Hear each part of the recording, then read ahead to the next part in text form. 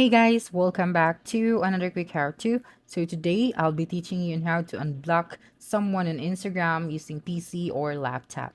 So the first thing that you'll need to do is you have to open your web browser and then go to instagram.com and make sure to log into your account.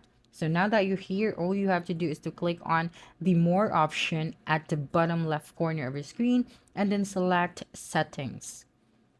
Okay, so now that you're here, just have to scroll down and then under the who can see your content, be able to see the account privacy, close friends, block, hide, story, and live. So you just have to click on block. So now that you're here, you'd be able to see here the accounts that you have blocked on Instagram. So in order to unblock them, so you just have to click on the unblock option right here at the right side, and then you just have to click on unblock to confirm your action.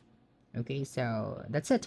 That's how simple to unblock someone on Instagram using your PC or your laptop.